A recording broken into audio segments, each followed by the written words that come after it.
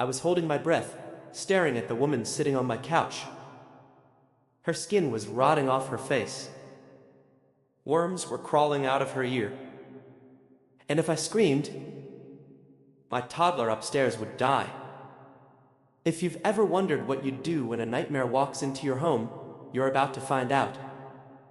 Before we start, hit like and subscribe, because this story proves that sometimes survival itself is the ultimate revenge. I grew up in an old New England town where every child learned the same bedtime story. Not from books. Butterfly whispers. They told us about Zuriel the Witch. 300 years ago, she lived alone at the edge of the woods. The townspeople called her ugly, called her cursed, called her dangerous. One winter, she vanished, and weeks later, they found her body in her shed, throat cut nearly in half. No one was punished. And that's when the knocking began. They said she comes back as a traveler, a tired woman asking for water, and if she knocks on your door, you must follow 5 rules. Let her in. Be friendly. Don't show fear. Never lose sight of her. Never let her past the first room. People who broke those rules didn't die violently. They died accidentally. Falling downstairs. Choking. Drowning in bathtubs. As a kid, every knock sent me running to my bedroom, locking the door, waiting for silence. But as an adult, I became a skeptic. I researched Zuriel, found her in church records, just a lonely woman murdered by cruel neighbors, a legend born from guilt. So when my husband insisted we keep a glass and bottle of water by the door, I rolled my eyes and let him.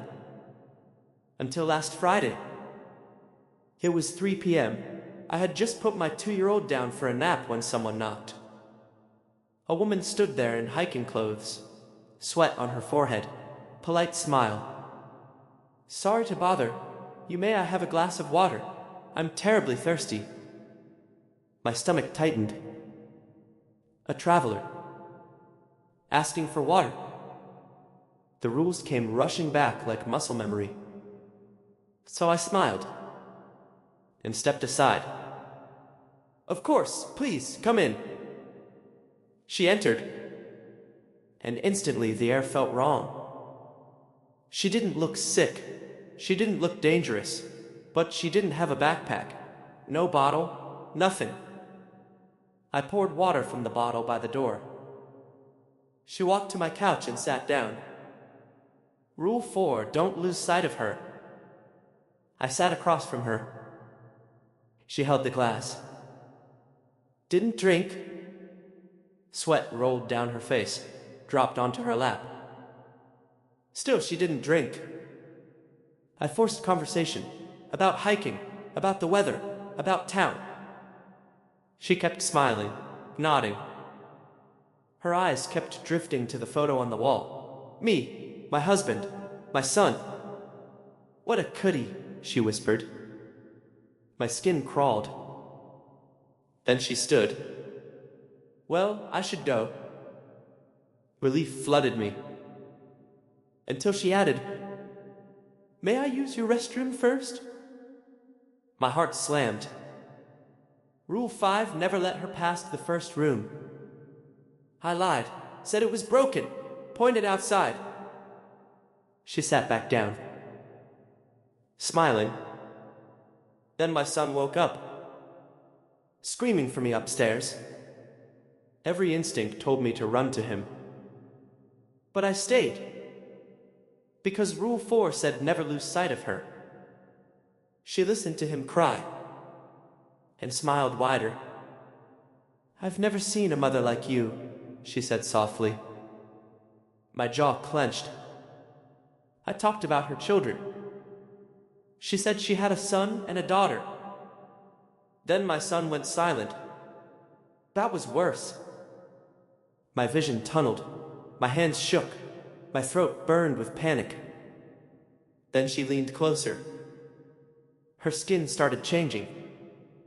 Red veins rose under it like roots. Her hair fell out in clumps. Her teeth blackened. Mold crept across her cheek. I kept smiling, because Rule 3 said never show fear. Worms crawled from her ear.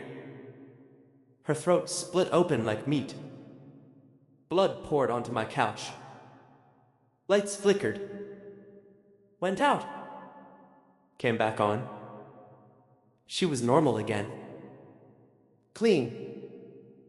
Smiling. I think I'll stay a few days, she said. Do you have a guest room? I said no. She asked to sleep on the couch. I said no again. She accused me of lying. And then my son walked in, barefoot, crying, holding his teddy bear. She looked shocked, then delighted. Hello, little man. She reached for him. My legs wouldn't move. My heart felt like it was being crushed. I toddled forward and placed his teddy bear in her hand. She froze. Her smile collapsed. Her hand shook. She pressed the bear to her chest like it burned. And for the first time, she looked sad. I think your child wants his mother, she whispered. She stood, placed the bear down, touched my hand, and left. She didn't curse us. She didn't kill anyone. For the first time in 300 years, Zuriel left empty-handed, because a child offered her kindness instead of fear, and I followed the rules long enough to protect him. Survival was the victory. It's been 7 days. Nothing bad has happened. But every day at 3 p.m., the spot where she touched me burns. Like a reminder. Some legends aren't warnings. They're tests. If this story made your heart race, hit like. And tell me in the comments. Would you have opened the door? Subscribe for more true Reddit stories where fear meets justice and survival becomes revenge.